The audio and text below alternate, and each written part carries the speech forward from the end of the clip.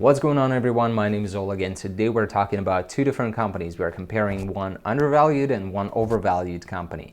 It's going to be Intel and AMD. We're going to go ahead and dive into their technical analysis. We're going to talk about recent news, what caused one of the companies to be overvalued, the other one to be undervalued, and we're going to go ahead and see whether it's a good time to buy either one of those companies. One thing that I want to point out to you guys is that most likely the stock is going to be valued slightly differently at the time when you're watching this video in comparison to what I'm about to show you. But let's go ahead and get started. So for INTC, we can see that the 52-week range is between 43.63 and 69.29 a share. They paid 2.66% in dividends, and they also have pretty low of a PE ratio for a tech company of 9.12. At the same time, if we look at the AMD, we'll see that the 52-week range is between 27.43 and 94.28 cents a share. So with this being said, they do not pay any dividends, and their PE ratio is extremely high just because they don't pay dividends. Let's go ahead and take a closer look at their dividend payouts.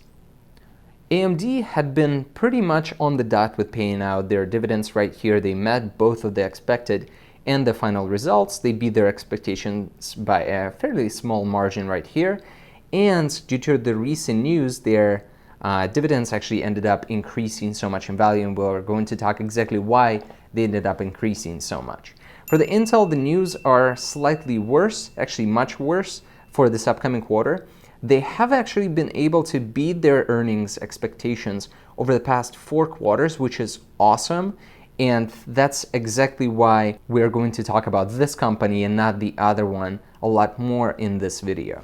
With the currently increased volatility on the market, I want us to take a look at the longer period of time for the company that we're going to be discussing. And so we're going to go ahead and start out with the Intel, and we're going to identify right away by looking at the 5-year chart. So Intel right now, they have a very strong support line right here. Probably, it was poor drawing on my side, but it's right here. So it's constantly trending up over the past 3 to 5 years.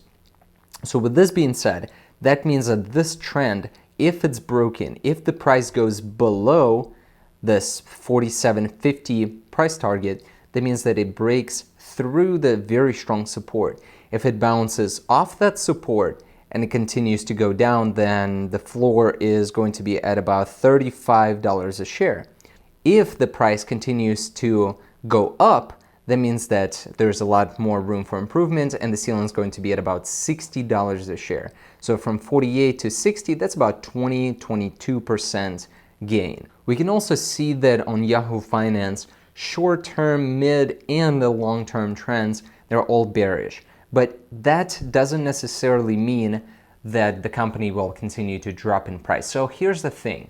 One thing that I observed throughout the years of investing is that usually majority of these enormous companies, what they do, even if they run into a problem with manufacturing or something that is going to be just imperative to their particular business, they still seem to be able to find solutions that by partnering up with other businesses, by partnering up with other companies, corporations, making deals that we don't even think about, and they end up being the winners, right? Because they have a lot of influence, a lot of connections, and they have a lot of potential and a lot of power within the company. Now let's go ahead and move back into the AMD technical analysis aspect. If you look a little bit closer on the screen, we'll be able to see that the company has been constantly increasing the value of their shares and ended up skyrocketing within the last couple of months.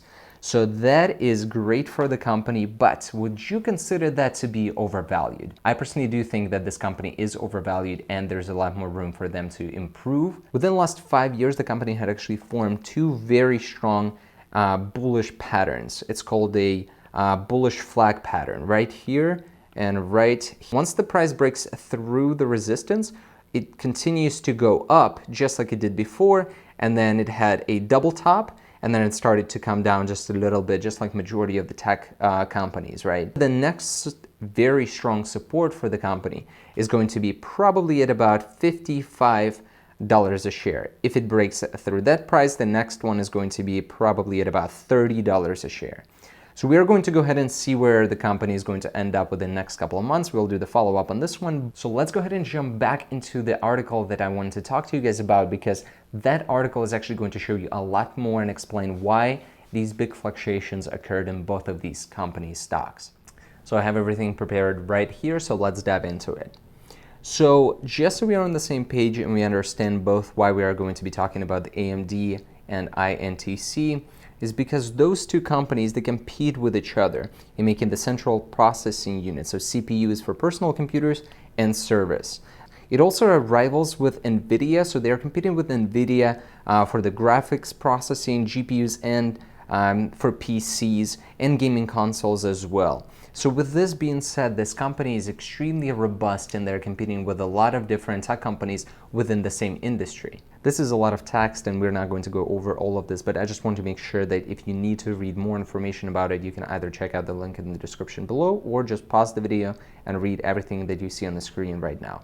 But as of now, we're going to discuss that AMD ended up jumping ahead of the Intel by making the CPUs at a smaller size, basically. AMD is making the chips of a 7nm scale, while the Intel has struggled to make their 10nm scale chips. But with Intel, they're going to be expecting to ship their first 7nm by 2022 or 2023. So by that time, AMD could be making the 3nm processors. They can also get ahead by competing against other companies within different niches, taking over different markets, or they can just continue to improve their current technology. So as the conclusion, would that be a good time to buy AMD? Would right now be a good time to buy Intel? So again, based on the technical analysis, Intel seems to be a good purchase right now. AMD has a stronger position on the market, but they need to solidify their position by proving that they can actually deliver the quantity that they promised and the quality that they promised as well. I personally think that I would prefer to wait.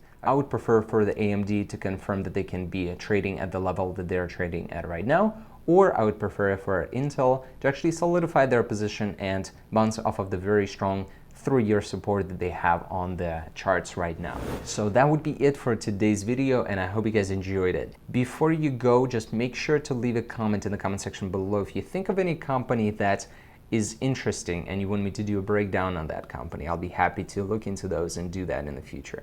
If you like my content, subscribe to the channel. If you like the video, don't forget to smash that like button below for YouTube algorithm. And gosh, YouTube is just such a Ponzi scheme for likes. Gosh. Hope you guys enjoyed this video. See you next time.